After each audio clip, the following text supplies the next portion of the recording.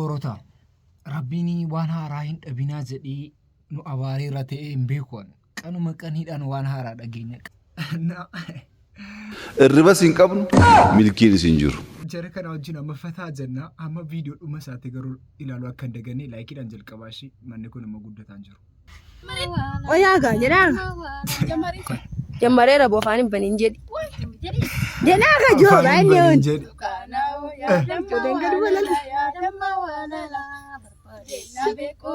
Jaalalaayee. Adikkotuun difiratii kana qabaadhe jechuudha. Awwaardii ala naannan nyaadha ture. Awwaardii isa qopheeffame ala naannan nyaadha ture. Duni difiratii akka ijoollee kana qabaadhe.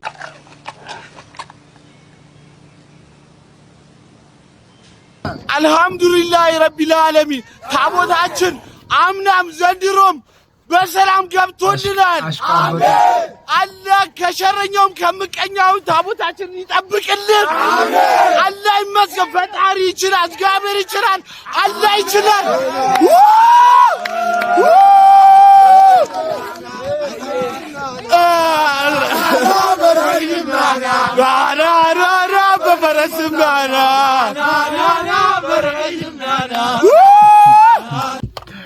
Amantiin nama wajjin wal ashqaabbatuun kun akkam akkamii garuu sirriidha. Orota sirriidha ashqaabbatuun amma. Keessattuu amantii Islaamaa qabatanii deemanii ashqaabbatuun sirriidha jettu. Akka kanaatti ashqaabbatuun sirriidha amma. Allah kana ammoo isa muudii qabu moomee meelaala.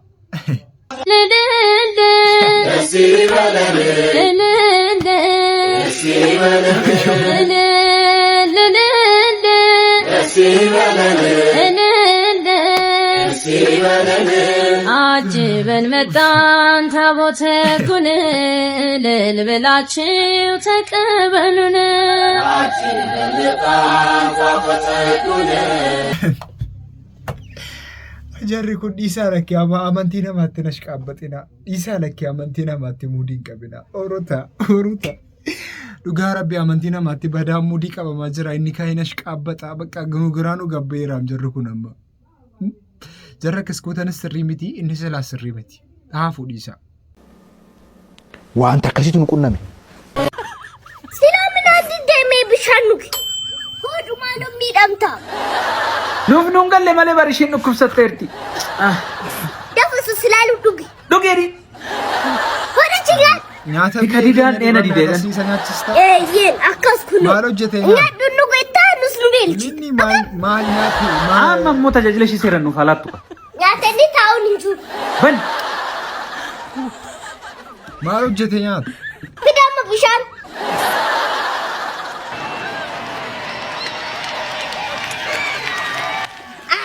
Kuno ulfina jaalatu shi kakkeessan isa didee akkas godha.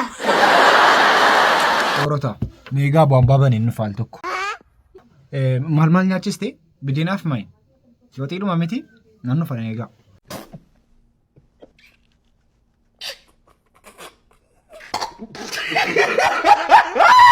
Wayyoo gudii keenya inni keenya hoolaanaa qaltuu malee dhufu naan jedhaa jira.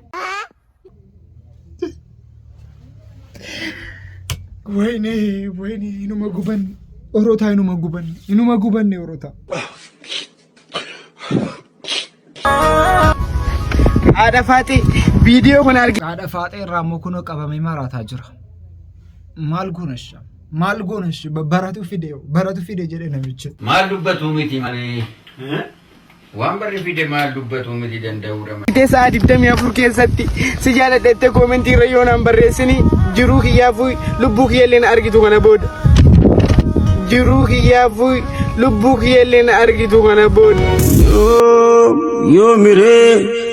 Yoo miree ka dhufteen ilaaltu ansiif du'ee dhufteen ana waaltu. Yoo miree ka ija. Haadha Faaxee namni sababa keetiin maraachuu hin qabu. Namni sababa keetiin du'uu hin qabu. Dafii koomentii irratti deebisiif. Dafii koomentii irratti deebisiif bakka. Namni sababa keetiin yoo maraate maal argatta? Namni sababa keetiin yoo du'e maal argatta?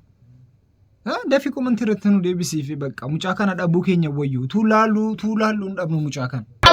Namana dabra paamata nu gootini. Awu zamana betting yatani mobile irratti gurtu wanna magaddisiisu joollee salfii dura salaatu didutu umaara tabatabar eesa qulqulloyti salata kan sila aslin salata bar nuufin galle bar tanaafi murabbin nu barbaachisa ahibbati billah mast alima tokko jala taa'uu qabna aliman sinjee beeke akasin injan ana ustaad ma qultu wala sheekh animo walastu ustaadan walastu bi sheekhin sinjaa boleso murabbin nu barbaachisa inna salata tanha anil fashai wal munkari garu nun dhowine maaliif ni bayta ayata isi cinaa jirtu irraanfanne wala dhikrullahi akbar dhikrin goonuqa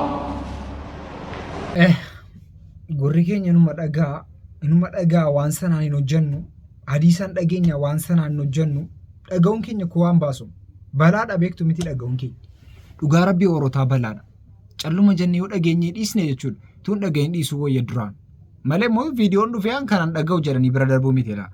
Ajaajiin bita jettee galtee sangaa bitti kana dhageessaniittu seenaa ajaa'ibaati obsaan dhaggeeffadhaa amma dhumaatti jechuudha wallaahi waa'een shamarran keenyaa dubbatamee hin dhumu jechuudha amma mucaan tokko gooddinyaa kooti yaman taa'ee nikaa hidhate Dubaayitti ijoollee Geembeetti erga nikaa hidhatee ka'ee inni mucaan nama sammuu qabu yaman taa'ee manallee ijaarratee waan ta'e qoqqoodhatee amma Suudii deemuudhaaf qophaa'ee ka'e kaanaan hinnattu jette wallaahi hinnattu jettee boossee maraattee baay'ee wal jaallataniigaa hin galta Itoophiyaa galii anis waggaa 8 ga'e biyya namaa keessa hin gallaa gallee jireenya keenya wajjin itti fufannaa ani birrii lafaan qaba 800 kashii akkaawuntii irraan qaba galee baajaajii tokko bitee sitti kennaan ittiin dalagdeenu jiraachiftaa biyya namaatti oliin hadeemini dhiisi jettee boossee maraattee kadhattee jaarsatti gurte jechuudha mucaa hambifte gali jette achumaan waadaa galchitee hin gale mucaan erganni galanii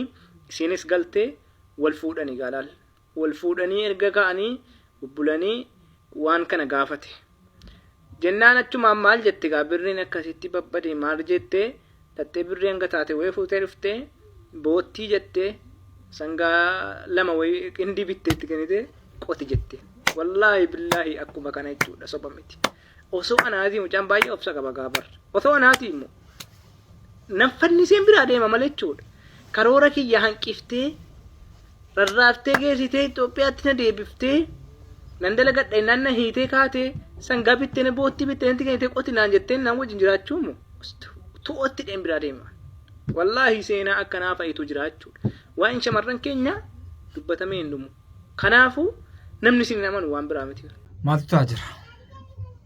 Maaltu ta'aa jira nutti himaa jarri shamarrootaa nutti himaa amma jarras keessa jirtan ijoolleen durbaa nutti himaa akkamitti maaltu ta'aa jira maayinni yaadni keessa maayinni yaada keessa natti himaa bakka amma yaada keessa natti himaa maayinni.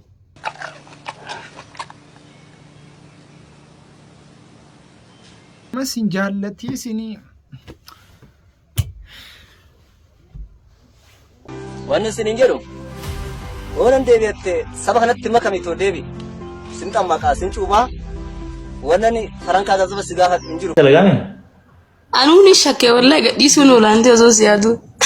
Miti ati hangaltoo jaalattee jirta. Qiyaamoon jaaladhu biratti yaa osoo hin jiru miti eegan du'ee wachituun jaaladhu afirattu. Maali amma siifin du'aati gizee duute onnee kiyya keessa si jiraachifadhan jenne ana mara dhaammadhee facceessuuf hin deema. Onnee kiyya keessa si jiraachifadhan. Yoo dhalaan akka anaaf si akka Haawaa fi Aadam kophaa teenya lafa tanarra jiraanne asin fuudhuwa ho'uun jiraadha malee.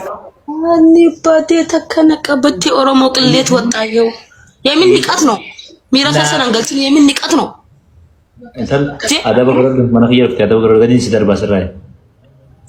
Hay darbita malee wallahi murtii akkanatti wallahi. Anaaf si Haawaa fi Aadam osoo taane sin fuudhuun jee ho'uman jiraadha malee Aadam ta'e. La illa taagin inga bita taay hay ma inga bita kala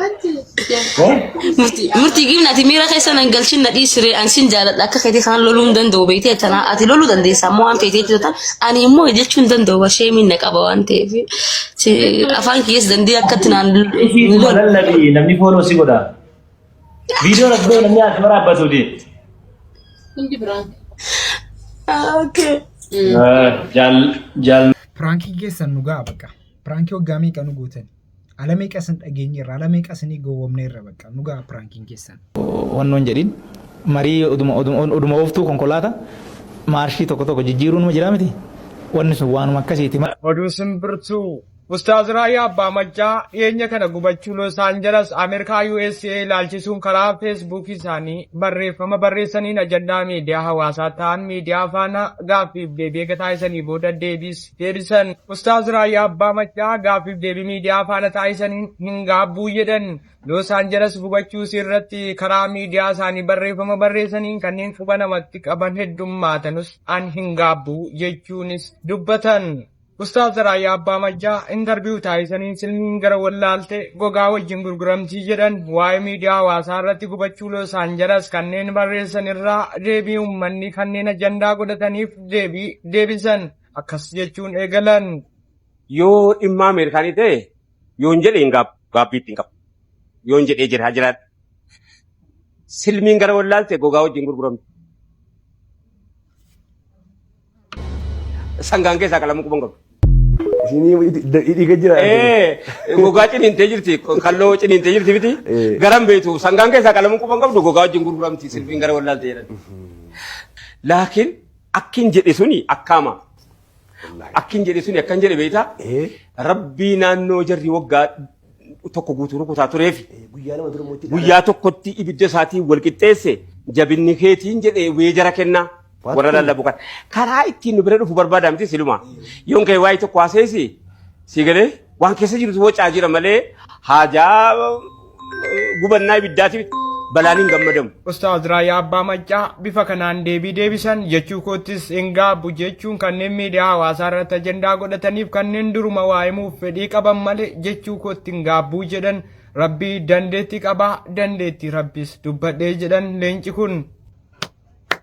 Baga jette maaltu dhufame baga jette dhugaa rabbicha baga gubatte maayin wanti dhufa maayinni gizii akkas gaazaan akkasitti gubattu jarri waa tokko haasa'aniiru waa'ee amantiin fakkeessinaa kana namummaadhumaan asabaa mimi nama 50 gizii jarra akkasitti fixamu gizii sabiyyii 20 ol akkasitti dhumtu dubartiin jarri gurguddaa nama 18 ol akkasitti dhumu walitti gara nama 50 gizii akkasitti dhumu eenyutu waa jedha.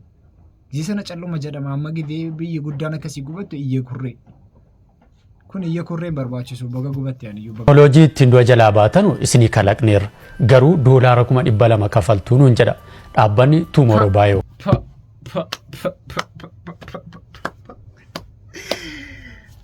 Dutafee bakka.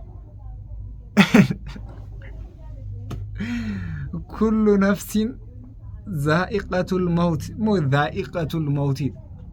Hafeera jechuudhaan isin maal jettu du'a jalaa ba'uu ni barbaaddu erga du'a jalaa baane yoo garam deemuudha akkam ta'uu dhamee du'a jalaa ba'uu qofaaf osoo hin taane osoo duuti kun hin jirre immoo akkam taana turre jennee yaaduunis barbaachisaadha jedheeti. Dhaabbanni Tumoro Baayoo jedhamu kun reeffa namoota baay'ee walitti qabuudhaan mana qorrisiisaa galchuu eegale. Tola ooltummaadhaan reeffa walitti qabu kanas mana qorrisiisaa galchuudhaan akka hin tortorreefis ammoo keemikaalawwan adda addaa itti naquudhaan kan inni tursiisu. Reeffa walitti qabu kana erga mana qorrisiisaa galchee booda yeroo inni qorri isaa digirii seentigireedii 0 ta'utti keemikaalawwan adda addaa itti naquudhaan erga tursiisee booda achuma keessatti eegumsa taasisaaf. Kanas kan inni godhuuf guyyaa tokko gara jireenyaatti deebi'uu danda'u kan jedhuudhaan.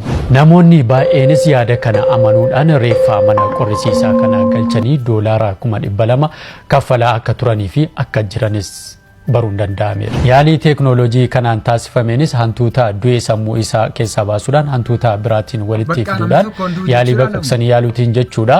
Hantuuta sana gara jireenyaatti yookiin gara fayyummaatti fidamuun danda'ameera.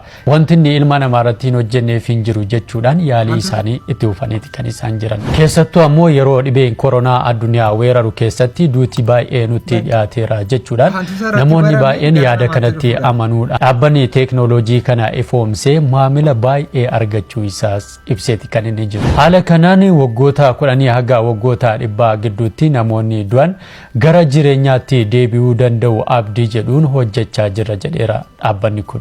Maddii odeeffannoo kiyyaa Al-Ain. Haala amma argitaniin ilmi namaa du'a jalaa bahuudhaaf teeknooloojiiwwan ammayyaawaa jedhaman hunda fayyadamuudhaan waan gochuu qabu hunda gochaati kan inni jiru. Ankan na ajaa'iba. Sana booda akkam ta'uufi duuti haafee jennu. Du'a jalaa baanee jennu. Namni sun akkaataa amma teeknooloojiin kun himuun qorrisiifamee maal ta'es akkamittuu gara jireenyaatti deebi'aa jennu. Sana booda waggaa meeqa jiraata? Erga jiraatee booda garam deema? Hin dulloomuu hin dadhabuu? Argineerra namoota waggaa 120 haga 50 jiraatan jedhaman argine. Maal akka isaan ta'anii fi akkamitti akka isaan jiraatan argaati kan jiru. Jireenya akkasii sana hawwaniiti moo dadhabbiinis hafee akkasitti dullumnis akka hafuudha yaadni isaanii. Walumaa galatti namni amantaa qabu kana hundarraa boqonnaa qaba. Maaliif akkuma gaafa dhufnu filannoo fi fedhii keenyaaf guyyaa nuti jenneen ala ta'e gaafa deemnus filannoo keenya yookiin ammoo fedha keenyaan ta'uu hin danda'u. Wanti hunduu baallama qaba, yeroo mataasaa qaba. Akkuma dhufte ni deemta, erga deemtee booda immoo akkama akka ta'uu qabu akkaataa amantaa fi akkaataa tartiiba amantichi barsiisuun garam deemnaa akkam taana wanti jedhu hundi taa'eeti kan inni jiru. Bahuudhaaf ammoo du'a jalaa baraaramuuf hojjenna moo waan du'a booda nu fayyaduuf hojjenna laata? Anaaf gaaffiidha. Duuti hafeera jechuudha Orota. Orota duuti hafeera jechuudha bakka. Lamuu duuti hin jiru. Lamuu duuti hin jiru. Tu du'arraa kaasuu dandeessan eenyuun kaastu silaasin? Tu du'arraa nama tokko carraa nama tokko kaafachuu qabdanii eenyuun kaafattu ture? Koomantii irratti naa barreessitu. Sagantaan irraaf qabanni kanuma fakkaata. Sagantaa biraatti ammoo itti deebinutti isin jaallatamtoota.